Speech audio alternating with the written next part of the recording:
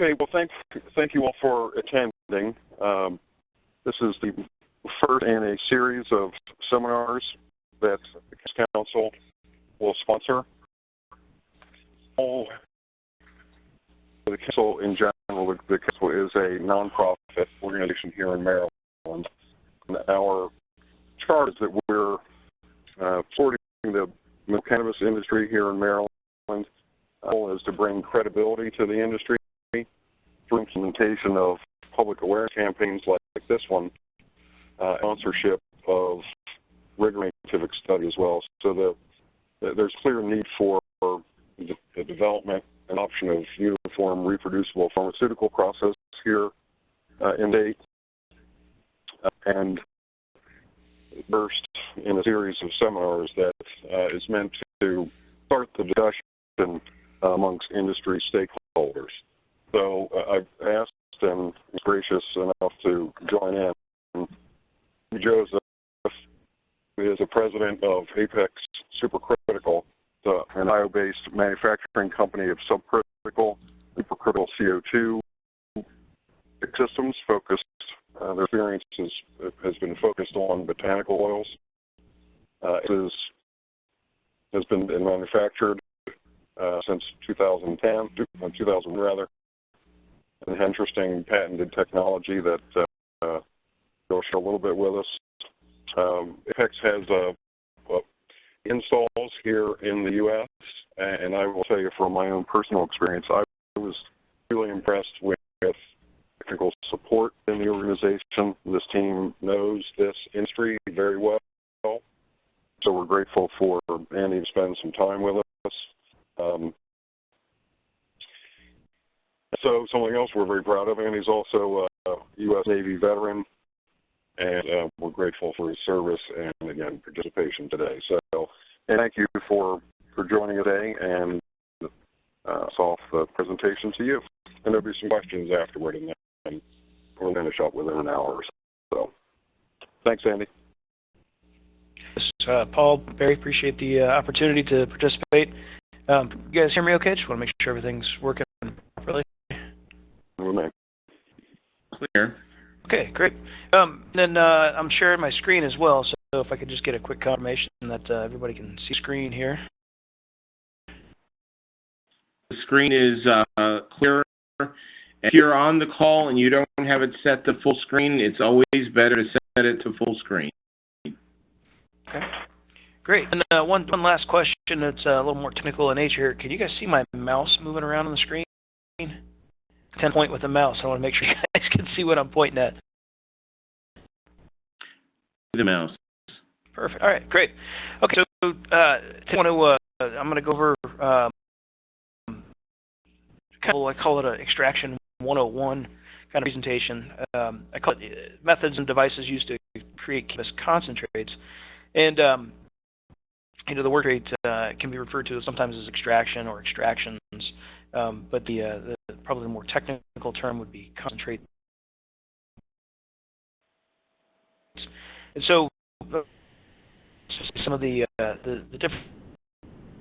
different technologies that are used to create or cannabis and all different types of products. As a question during feel free to but can take towards the presentation as well. A little bit about me and my background. I spent 6 years in the Navy as a nuclear submarine mechanic. It's basically the business that works on and runs all the mechanical components in the nuclear propulsion plant. Out of the Navy, I spent a few more years getting my bachelor's and master's degrees from the Ohio State University in welding engineering. Then while I was in school and then for 12 years afterwards, I worked as the director of the welding and testing laboratories at Edison Welding Institute. It was a consulting firm or a research and development organization that does consulting specifically on welding and joining. And so usually about this time I get a question of what the heck does that got to do with botanical oil extraction? And the answer is it doesn't have anything to do with it. I started Apex as a side job in a manufacturing capacity. I wanted to make a few extra bucks to put my way through college. So I started a fabrication business, and one of my customers wanted me to make a botanical oil extractor out of that utilized CO2 as a solvent. And I didn't have any idea what it was. I didn't even know what a botanical oil extraction system was, but I said, sure, I'll give it a shot.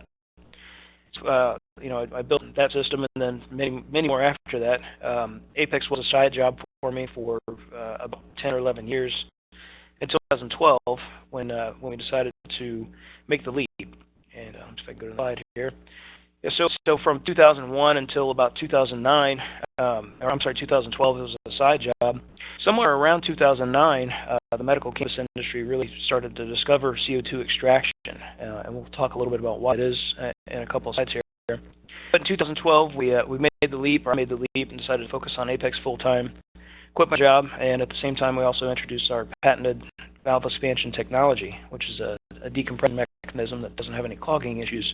In 2013, we had about 90% of our customers in the cannabis industry, and today it's even higher than that, probably 95 or 96%. We opened our Denver, Colorado service center, where we provide training and service. It's a place you can kick the tires. So if you want to see what it's like to actually run one of our systems, we've got 3 or 4 of them set up there, and you can go there and push the start button and see it and hear it and feel it, just like you're running it in your own facility. We're also the first CO2 extraction company to complete the Colorado Engineering Peer Review. So that's a unique review required by the cannabis industry in several states, Colorado being the first. In a nutshell, the Colorado regulators, cannabis, the commission said, the MED, sorry, the Medical Implement Division said, you have your equipment either UL or ET listed, and if you don't, it has to be reviewed by a professional engineer in the state of Colorado. Well, the problem with that is ETF and UL didn't authorize or wouldn't review any cannabis equipment, and it was intended to be utilized in the cannabis space. So the real option that was available in 2014 to be certified and pass MED inspections was the engineering peer review. And again, we were the first CO2 equipment provider to complete that peer review. In 2015, we moved into a 17,000 square foot manufacturing facility, and that's the picture you see here in the upper right corner. And currently, we have about 400, a little bit more than 400 systems, CO2 extraction systems installed nationwide. So, who cares? Why are concentrates important? And it's because concentrates and edibles. This particular graph is from Leafly, and I'm not sure exactly why they split apart concentrates and edibles, but on the left, the concentrated products, which would make up concentrates and take over. This particular in Arizona, California, and Colorado, there's greater than 50%, in Oregon, it's greater than 50% of sales are some kind of extracted product, whether they're edibles or whether concentrates like vape pens, things like that. Compared to the other product types that you'll see, like particular flower and listed as other, which I'm not 100% certain what other is, but nonetheless small percent. Other states that are kind of playing catch up, Michigan and Washington, you can see the same information is from. If you went out in the streets today, the numbers would be higher. It's a trend we've been seeing over the past 3 years, and to continue for several different reasons. One, concentrates are more convenient. They're a lot easier to use, they're a lot easier to handle, they're a lot easier to store and maintain. They don't carry the stigma that can come with smoking marijuana. Whether it's smoking a joint, putting it into a bong. America sees that it has a negative connotation or negative stigma associated with that, and so it's a little bit easier, a little bit more readily acceptable in concentrate or an edible form by your soccer moms and folks who may not necessarily be familiar with the industry and marijuana products. So if they're taking over, the next question that I typically get is, okay, well, how do we make these concentrate products? How do we make these edibles and vape pens and lotions, topicals, all these different types of consumer goods that we're seeing in dispensaries and that people are talking so much about? And basically, there's three steps. So the first step is extraction. The system that you see in the upper left-hand corner there is one of our CO2 extraction systems. And what comes out of that extraction system is kind of a buttery, goopy, real sticky mess, kind of like what you see in the two bowls in the lower left-hand corner. I've heard people nicely call it dog poop, but the reality is it's actually worth more than gold. The value of extracted oils is by weight more valuable than gold is today. Now, so then also, okay, well, that goopy stuff isn't what it looks like when I get a vape pen or when I get an edible. So how do we get it into that? And that's usually going to be some kind of secondary processing or post-processing, as I've listed here. It starts to get pretty complicated. There's actually quite a different array of post-processing options, and it really depends on what you want to end up in. You can see an example here, the two pictures across the top. The first one called a winterization process, and basically that's a dewaxing or defatting process that removes the fats and lipids from the extracted oil. These are that nice light oil that you see a lot of times in vaporizing pens. The packaging on the right is a vaporizing pen by one of our customers in San Francisco called from Boone Farms called Highlighter. It's a pretty standard vape pen, or also called as an electronic cigarette without tobacco. It's got case on it instead. But the vaporizing pen is going to allow you to enjoy the cannabis product through the kind of the electronic cigarette mechanism. The alternative is down across the bottom there. We can see what's called a crumbly product, and so the system is run very cold. The extraction system is run very cold. The cannabis concentrate is going to come out in a crumbly form, like what you see there in kind of the second from the left picture on the bottom. If the crumbly form is put into a vacuum oven and then it's subsequently vacuum heat treated, it can turn into what's called a shatter product, or sometimes also referred to as honeycomb or crumble or different hard products. Those are traditionally used in dabbing, and dabbing's generally more of a recreational product, not so much of a medicinal product. Nonetheless, the point of the slide is to try to express that a single extraction or a single extraction machine, but it can produce multiple different types of end products for the consumers to use. I want to go through a little bit of the details about the extraction process, these three steps that were just highlighted there. Step, and so on the slide was the extraction system that uses liquid carbon dioxide. But there's multiple to provide an extraction from a plant material. This particular slide highlights four of the more common ones that are found in the cannabis industry. It's not all inclusive, but it's certainly got probably 90% of the methods that are being used today for cannabis extractions. There's going to be mechanical methods. Is sometimes the product that gets produced from a mechanical extraction is referred to as keef or bubble hash. Keef is a mechanical sieve type of process where you literally get it cold, typically using a dry ice block, and then shake it. The dry ice freezes the trichomes and the plant material. The trichomes break off and are typically filtered through a series of mesh bags. It's very cheap. It's also very labor intensive, and gets used sometimes a lot of drying operations, a lot of curing operations will find keef, whether they like it or not. When they dry on sort of the screen door method, where you put out a bunch of material and on a screen door, and then the trichomes kind of break off just as they dry. A lot of keef sort of down in the bottom of the drying rack.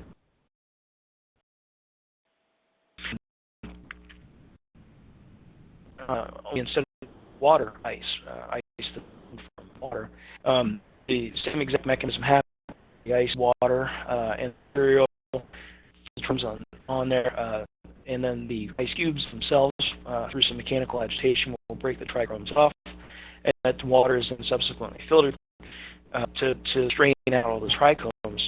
The biggest drawback for bubble hash is that you have to move the water from the extracted material, the extracted trichomes, and that's an extra step that the dry method using dry ice doesn't necessarily have. Again, both those methods are very cheap. They're very low tech. but they also have low yields and are extremely labor intensive. Because they're mechanical in nature, so you have to shake them. Some people have machines for these kind of things, but most people literally sit there and shake a bucket around. The low yields comes from the fact that it is mechanical separation. So you're breaking trichromes off of the material, but you aren't extracting any oils that are inside of the plant materials themselves. So you're leaving behind, added material, if you want to call it that. Most of the time, these mechanical methods will be done on flour. They won't be done on trim, which is another reason why it's more expensive. Into the solvent areas, to better extract from a plant material like cannabis, you really want to be able to use a solvent that can get inside the plant material and extract out the oils. The first solvent we're going to talk about here is butter, olive, or even coconut oil. These are very simple methods that a lot of people use kind of on their kitchen stove. A lot of people use butter. I've seen olive oil and coconut oil as well. Basically, you put material into some boiling butter or some boiling olive oil, and let it sit there for put it into the refrigerator, let it cool off, heat it back up. The butter or olive oil will act as a solvent and dissolve the oil from the plant material. Once the extraction is complete, it can be 24 to the liquid butter is the oil, and then you're gonna cook with it. Just anything else, brownies or cookies or cakes or whatever it might be. The obvious pro to this one is it's simple. You can do it in your kitchen and it doesn't take very much work. But the drawbacks are that it's very difficult to scale. If you wanted to do this on a commercial operation, it's challenging at best, and probably more importantly, you can't separate the extracted oil from the solvent. In other words, butter and oil is mixed together, and there's really no way to get those two separated after you've done the extraction. You pretty much have to live with the fact that your oil is suspended in butter, and if you want to try to use it in an application that doesn't like butter, then you aren't going to have much luck.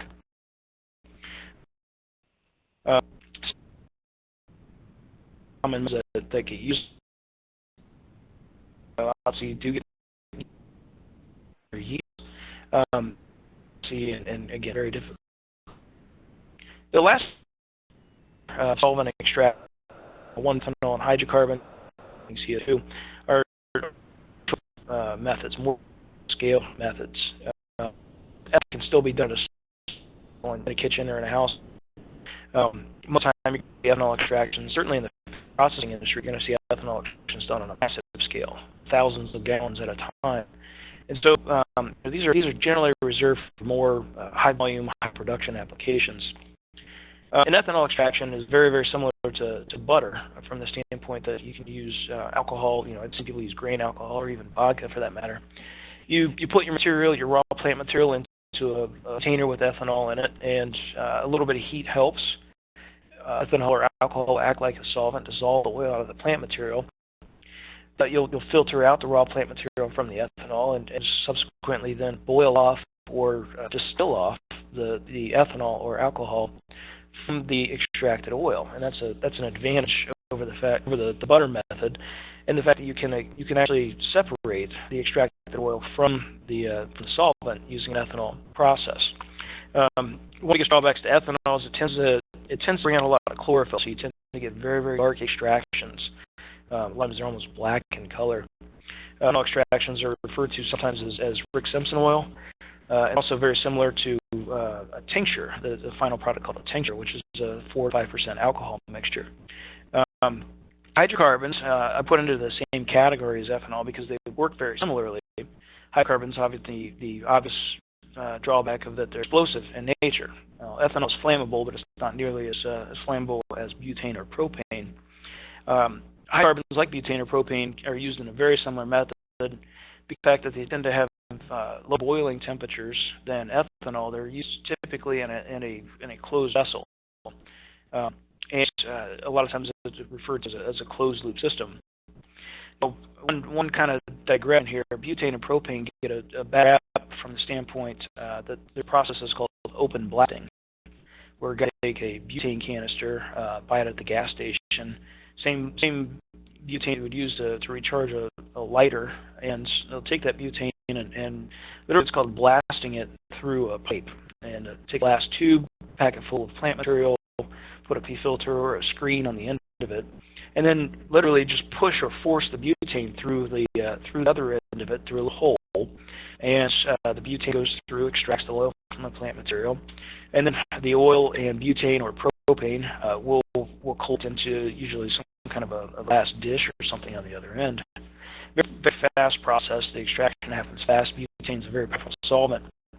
The problem is that when you open blast like that, the butane, as it boils off of the plant material, as it boils off of the extracted oil, will tend to collect in the low areas. And so if you don't have good ventilation, if you happen to be doing this in your bathtub, your basement, your car, the butane will tend to collect. It will displace the air because it's heavier than air.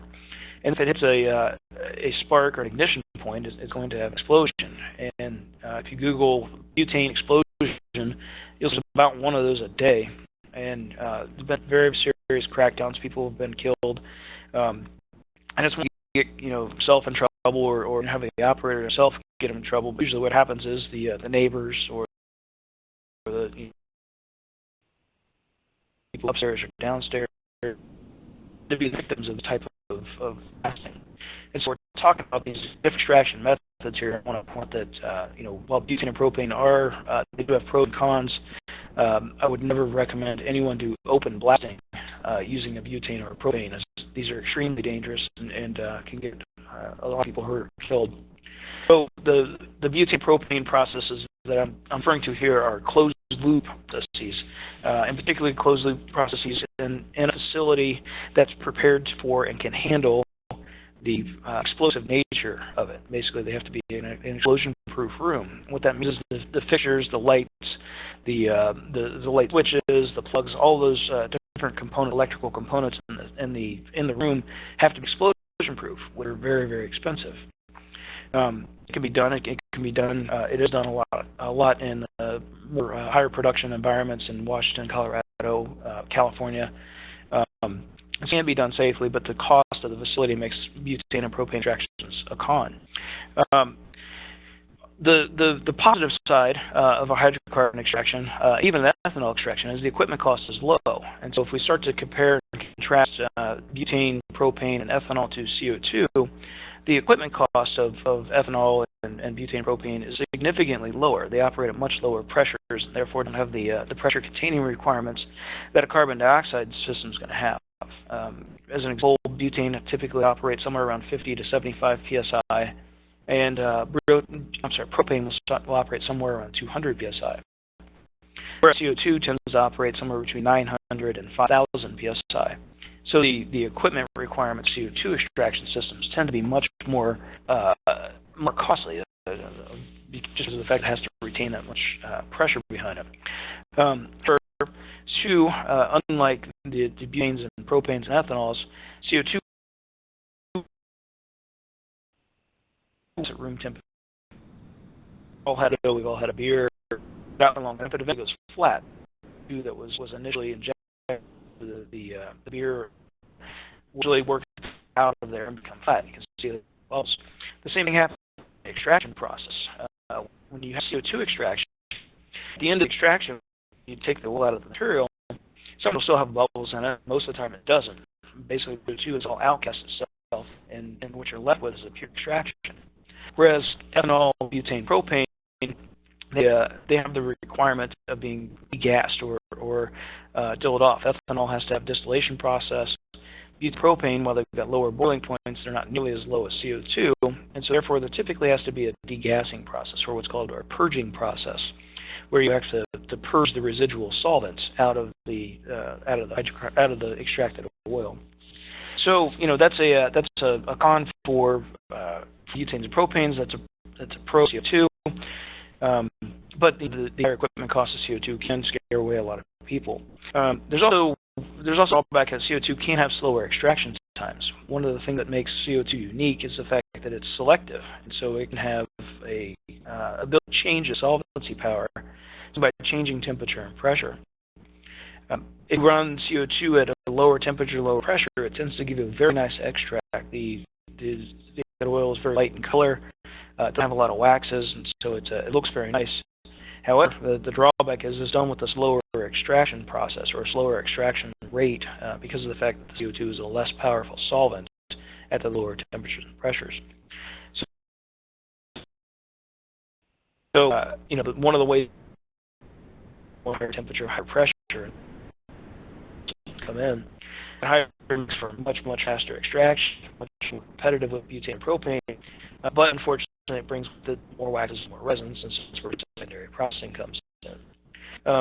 Long kind of explanation of these 4 different processes here, but the point is that there is just one way to skin a cat. There's a lot of different ways to accomplish an extraction, and which way you choose brings with it pros and cons. There isn't any one that's any better than the other. It really depends on your particular situation. So, when you're selecting a process, you really got to think about all of the pros and cons of which one it's going to be.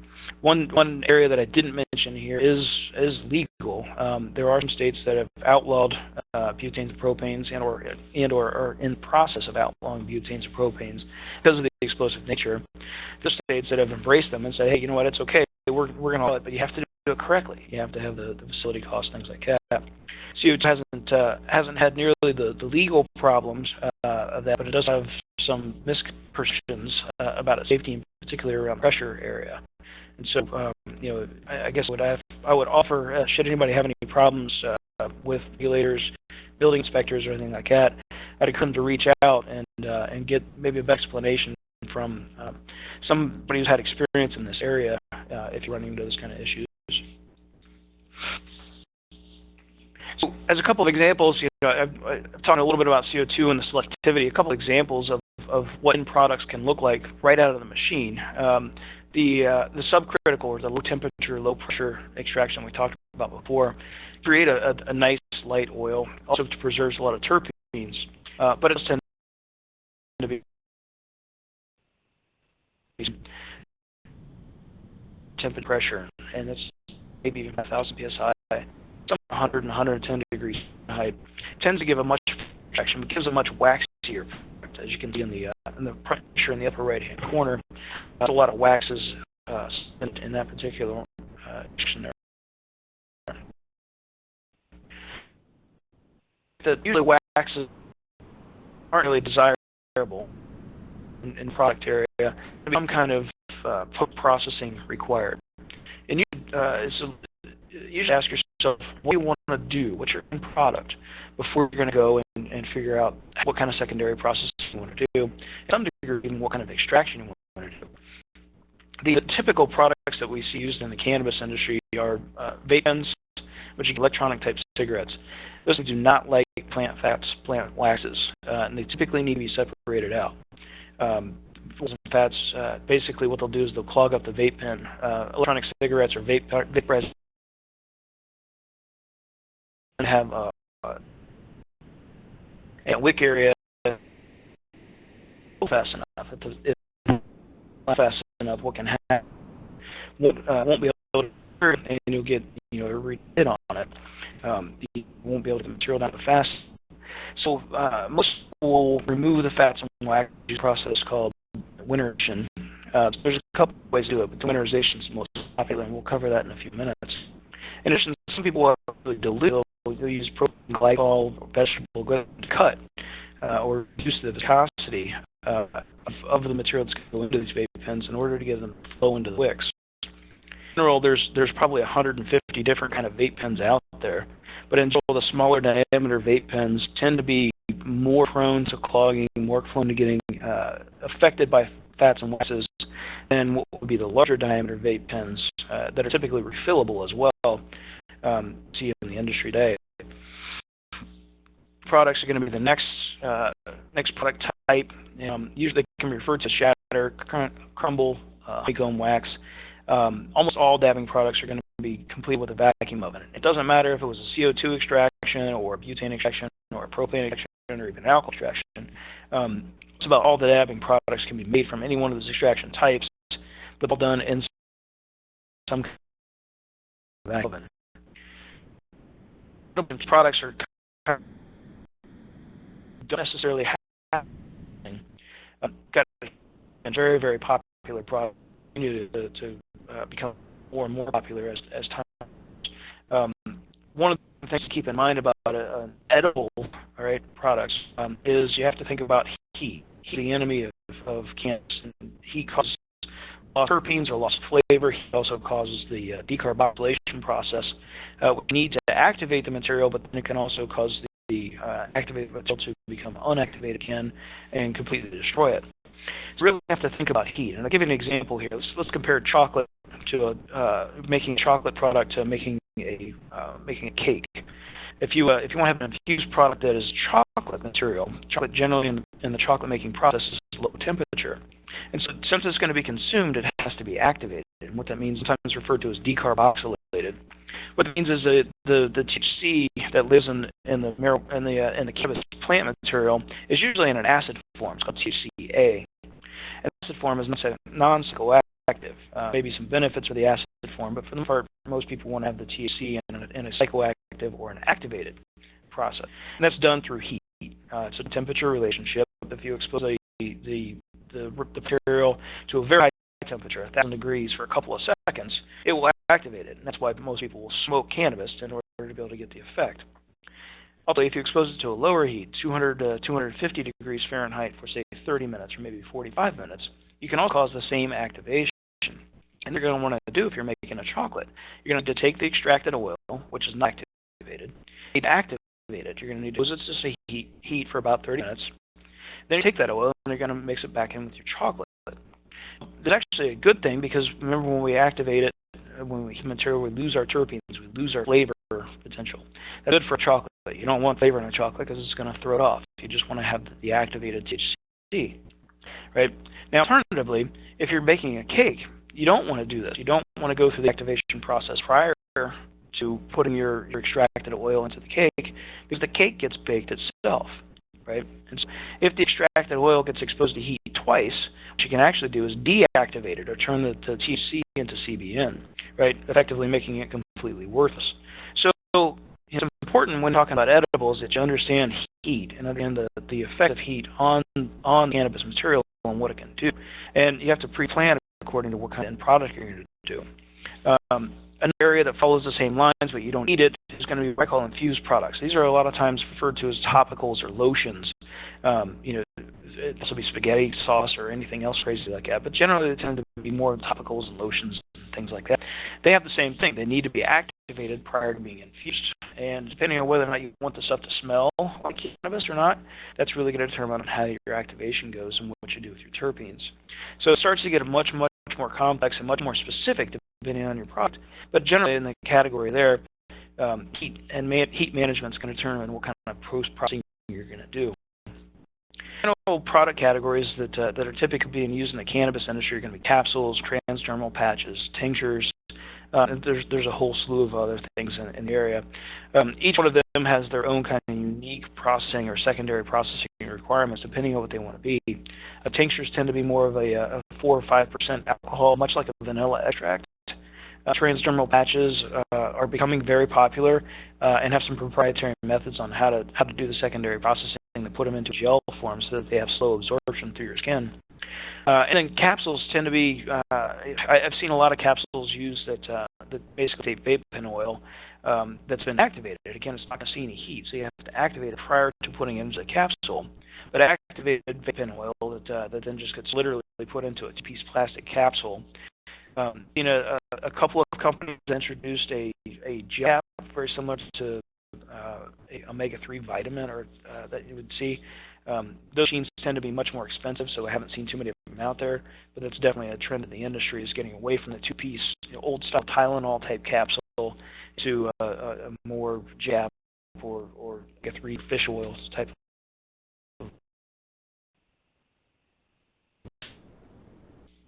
And let me go into a little bit more detail specifically on the vape pens. Pens are extremely important, extremely popular today. And so, there's really three different types of extracted oil that you're going to see used in vape pens, and this becomes more of a marketing campaign than a functional thing. Some people want to be raw and natural. They want to be able to say, my oil is extracted from the plant, goes into my vape pen, it's raw, it's natural, there's no cooking, there's no additional solvents, there's no there's nothing else in it. It's pure natural, and those are probably the most difficult to do because the oil that comes out of any machine, whether it's butane, propane, CO2, tends to be pretty thick, pretty sticky and difficult to use. So you guys do it successfully, but it's a challenge. Deep-wax is probably the most popular right now. Again, that uses a process that's called winterization. Winterization is essentially a secondary alcohol extraction to remove the fats and waxes or the lipids and separate them from the extracted oil and gets put into the vape pen. Is pretty simple. It is a secondary process that after the oil is extracted. A more popular, more trendy thing, I guess, on the come up front in the probably year, maybe year, was fractionally distilled material. This is referred to as the clear. The products use a number of different short path distillation, white film distillation. There's different types of distillation out there, but they all fundamentally do the same thing. Expose the oil to a lot of heat, vaporize it, and they capture it. Depending on the temperature of the vaporization, they'll capture the different molecular weights and will separate them. And then a nice job of making a very, very clear extracted oil, distilled oil that's used in both vape pens as well as in a lot of the dabbing and shatter type of products. One important point for whether it's for vape pens or for dabs, flavor is extremely important. The flavor of the material of the oil is extremely important, and it all comes from terpenes. And so we talked before about heat and the importance of heat. Heat causes the terpenes to go away. And so if your secondary process or even your initial process involves a lot of heat, your initial extraction process, if it involves a lot of heat, you can cause terpene loss. Terpenes are suspended in the volatile oils. That's the very low boiling temperature oils. That's what creates the smell and the aroma and the flavor when it's being vaporized. Some folks are getting creative with terpenes, and they're either capturing them during the extraction process. Sometimes they're even adding them back in, adding artificial terpenes back in, and reflavoring or reconstitutionizing. If that's a word. Reconstituting the vape pen oil before they put it back in, give it back some kind of a flavor. The point of feedback from almost all of our customers who produce vape pens is that finding a good vape pen is absolutely the hardest challenge. Finding a reliable source, most of them, if not all of them, are created in China, and so there's issues with being able to get them across the ocean and not getting taken advantage of by Chinese suppliers. Finding a quality vape pen that doesn't leak, doesn't cause issues with breakdowns, has battery life that's good. And then finally, once you found a pen that actually works well, getting the oil into a consistency that it can flow within that pen. Again, the smaller diameters tend to get clogged up easier, and so a lot of people will use cutting agents. They'll use something to decrease the viscosity so it flows better. Typical cutting agents are propylene glycol, vegetable glycerin. I've seen people using coconut oil, hemp seed oil, and again, terpenes, like we talked about before. All of those are used not because it's good for the pen or good for the person, but it's good for the oil. It makes the oil flow better. So those are typical things that you'll see. I mentioned before about winterizing. I want to go into a little bit more detail just because it is used so commonly. Winterizing is, again, a secondary alcohol extraction process. And basically, it's very simple to do. There's nothing difficult about it, but it does take about equipment that costs somewhere between $10,000 and $15,000. What you're going to need is a rotary evaporator. Sometimes the right-hand side there is a picture of a rotary evaporator. You can also use more common benchtop distillation type of equipment, but a rotary evaporator is much more effective. A freezer, and a really, really cold freezer. This isn't like a household freezer. This is something that can go down to minus 50 or maybe even minus 100 degrees Fahrenheit.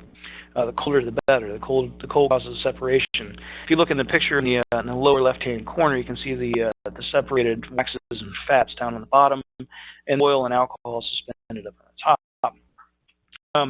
Ethanol, per 200 ethanol, food grade ethanol always works best. If it's not accessible, you can obviously use regular alcohol, but it's going to have water in it, and it won't be quite as effective. It won't work as fast. Vacuum flask, which is which is here in the picture. This consists of a holder up on the top with a vacuum pump. I'll run off with a little red hose there onto the side. Filter paper, as well as a Buckner funnel. Basically what's going to happen here is you're going to take your extracted oil out of the plant material, or out of the extraction system. Again, it doesn't matter if it's CO2, butane, propane. You're going to take your extracted oil and you're going to mix it with alcohol, a 5-to-1 mixture. You're going to make sure you're going to freeze it. You're going to freeze it for about 24 hours at a very low temperature. Minus 50, minus 100 degrees Fahrenheit is preferable. You get the separation of the fats and waxes from the alcohol and oil. You put it into the Buckner funnel and filter it into the vacuum flask. And difficult to tell in the photo in the middle, but what's going on there is that mixture that's in the left-hand picture was poured into the top of the center picture. And then you're drawing a vacuum underneath the filter. It's suspended at the bottom of the funnel. And what's happening is the oil and alcohol can flow through the filter, but the waxes and fats are stopped. They can't go through the filter. That's where the separation piece comes in. You're actually separating those fats and waxes that cause the material to be very thick from the alcohol and the oil. Once the alcohol and oil have been separated from the lipids and fats and waxes, then you take that alcohol and oil mixture and you have to distill it. And that's where the rotary evaporator comes in. Put the oil mixture into the rotary evaporator. Rotary evaporator heats it enough to be able to boil off the alcohol, but not so high that it's going to boil off the oil. Then allows you to have a separation from the left at the end of it is a light colored oil that's much better in a vaporizer. Again, this method is a very popular secondary step for vape pen manufacturers. We talked a little bit about dabbing before. Again, some examples of different dabbing products that we're seeing in the concentrate areas. These should be much more on the recreational side than on the medical side, but nonetheless, I've seen them in both areas. In itself, the dabbing products have a ton of different nicknames: honeycomb, crumble, there's a bunch of them out there. There's a whole bunch of different methods and consistencies that I'm not going to go into a whole deeply here because they tend to be more recreational products. But one of the important points is that almost all of the methods have to have fresh material. In acid form, or THCA, will be crystallized. It can be held into a crystal form, which is where these solid forms typically come from. You need to maintain low temperature, low pressure, regardless of the extraction method. And generally, the fresher the material, the better, because of the fact that plant material with THC in acid form, and even just the plant, just over the course of time, will naturally convert THCA into THC. It'll lose the acid, which again helps or will prevent the crystallization. Edible fuse process, the maximum yield extraction parameters. I put because most of these edibles and infused products don't care about fats and waxes. So we talked a whole bunch about how to get them out of there for vaporizing pens. But if you're making an edible or an infused product, you're in luck. You don't have to take them out. These products like having the fats and waxes. They don't care about them. It doesn't affect anything. Depending on making flavor typically is not important unless it's something like a chocolate. And color typically is not important. You're putting in something clear. The big thing you have to remember to do if you're going to go into any one of these kind of products, edibles or infused products, you have to remember that don't activate the THC. It's not going to work. If you're going to eat things, if you're going to put it onto your skin, if the THC has not been activated, it's never going to heat in your body, and therefore it's just going to pass right through, and it's never going to do anything. So this is an important element that you need to have understanding of the decarboxylation process or the activation process to convert that THC that's in acid form right out of the plant material into THC that has been activated. I mentioned before about some of these clear products. This is this tends to be a little bit more of a fad, but it's a very popular product right now. Come through several different types of distillation, distillation of the oil itself, not distillation like we talked about in winterization. This is a much higher temperature process. The examples I have shown here are smaller short path distillation apparatus. There's also much more complicated equipment that can get into $50,000 or $100,000 kind of price points. Basically, they all follow the same general principle that they're distillation of the oil itself. And so the oil and the THC that's suspended in it is going to have different boiling temperatures, and so you can separate those based on the different boiling temperatures that come through. Refinement is probably the right word here, and a good corollary is if you take crude oil and turn it into gasoline, turn it into propane, turn it into lubricating oils, turn it into grease. The refinement process is basically a huge distillation process for crude oil, and the same thing is going on here. You take the extracted oil from, again, either a CO2 extraction system or butane extraction system, put it in a short path distillation apparatus, and that's how you can start to make these extremely clear products that are becoming very popular. These products can be used in vaporizing pens, they can be used for shatter, they can be used for dabs. Very popular due to the perception that the clear is better, lighter is better, but also do have much higher THC percentages. Most of them can get up into 95, maybe even 90% THC levels. What's desirable is kind of up to the end user and or the product buyer, but nonetheless, that's how they're doing it. Temperature control becomes very important, and so the equipment isn't tremendously expensive on these small scale operations, but scaling it into a bigger operation can get pretty expensive. Some examples of different products from our particular manufacturers, our customers who manufacture these different types of products. Headlighter vape pens is our customer Bloom Farms out of San Francisco. The shatter in the middle top comes from a company called CO2, which is in Northern California and Michigan. The drop of oil that's coming on the upper right-hand corner is from a company called Evergreen Extracts out of Seattle, Washington. Lower corner is a honeycomb product made by a company out of Arizona. The inner bottom picture is out of Boston, and they make a clear product, as you can see there. And then the chocolate, which is that's a chocolate covered strawberry, I think it is. I can't remember for sure, but that material is from a company up Maine who makes a fantastic edible product. If you have any more questions about anything, you would like to learn anything more, as I mentioned, we have a Denver, Colorado Service Center where you can kick the tires and see the equipment run. We also have demonstrations here at our manufacturing headquarters, Johnstown, Ohio.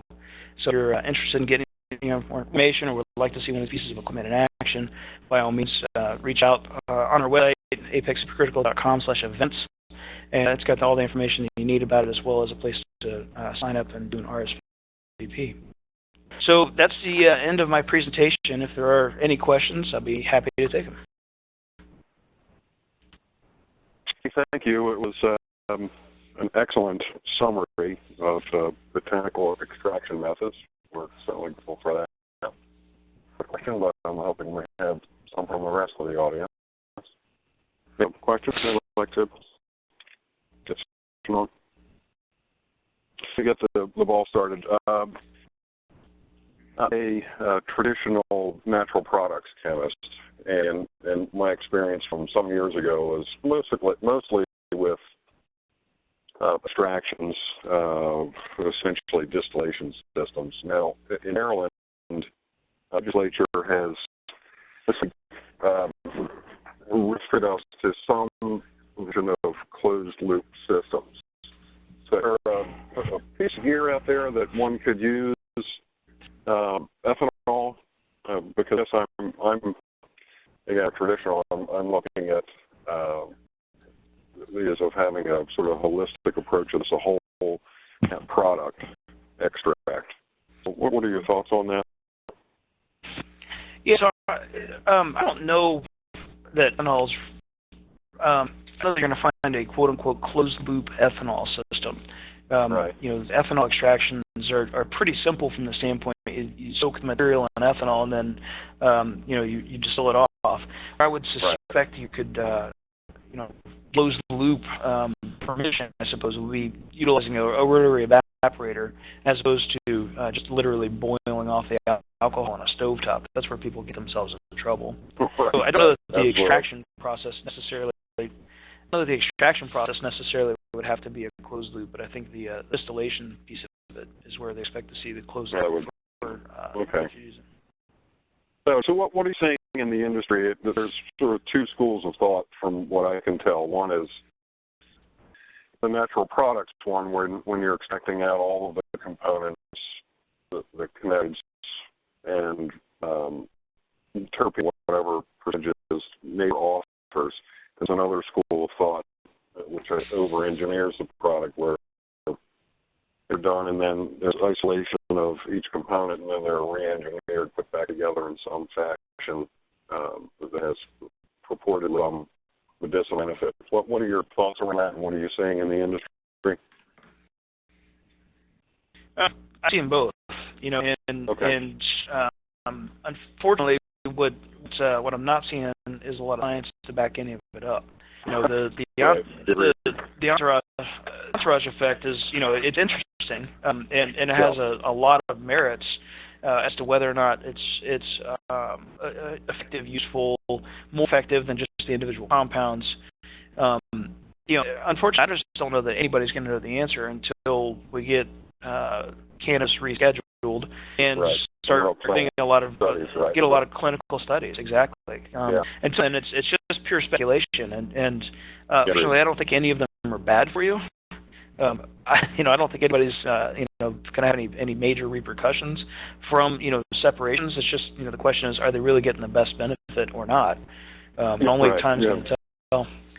Yeah, it seems to me that simpler is better. However, you've given me some information that may be contradictory to my thoughts now. If you mention that the full product extract keeps the waxes and the heavy low boilers or high boilers in there, that can to get this out in the action process rather than try to do secondary method to remove them. So right. And there's a lot of concern. There's a lot of concern, and there's one thing to ingest the material, through eating it or something like that. It's another thing to take in through combustion, right? So smoking indirectly, and a lot of people tend to translate the dangers and issues with smoking tobacco with smoking cannabis.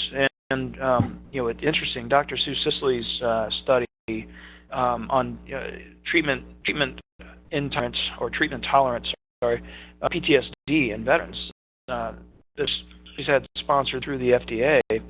An interesting one, because it made it through FDA phase 1 trials, which are safety trials. Is it safe for people before we even try it? It made it through phase 1 trials on literature searches alone. No actual experimentation. It's a smoking trial. The FDA actually approved a smoking trial. It's in phase 2 now. On the fact that literature suggests that smoking cannabis doesn't have the same harmful effects as smoking tobacco. It goes, wow, that's contradictory to everything that I ever thought. Yeah, sure, that's right. And right. Yeah, exactly. That's exactly right. So there's a lot of concerns today with people that are vaporizing, a lot of fats and waxes, particularly in those harder products, crumble, shatter.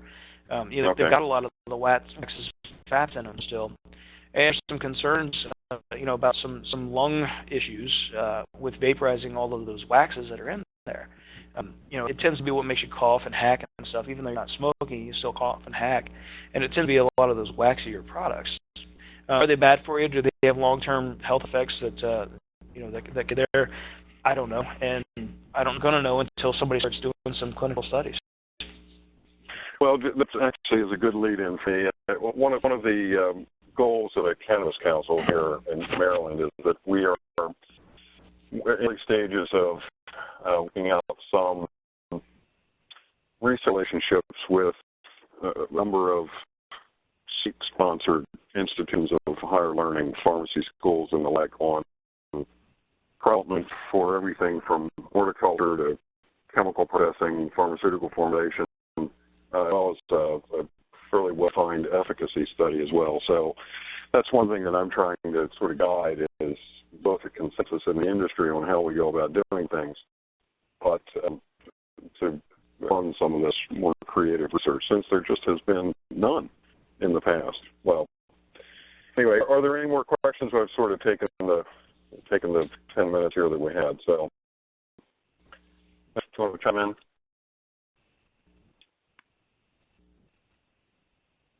Well, if we could continue the discussion on the Cannabis Council's forum, feel free to do that. We'll ask someone from Andy's team to join in on that occasionally.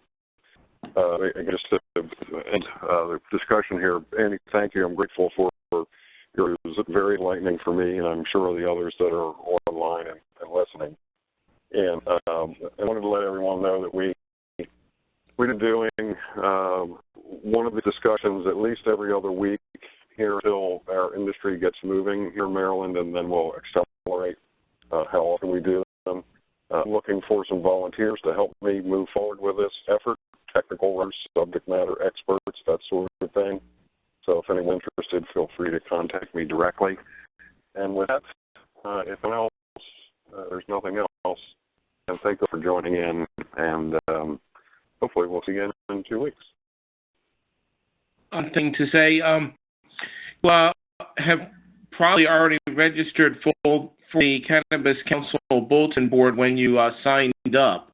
So the ID is actually a registration for the Bulletin Board. Okay.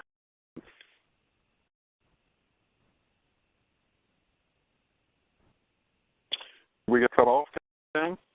We're all here, I think. Oh. Yep, I'm still here. So Okay, all right, hey, good. thanks, guys. I appreciate you giving me the opportunity to speak to everybody. And again, if you have any questions, feel free to reach out and contact me. All right, very good. Okay, everyone, good day. Thanks a lot. All right, thanks. All right, bye.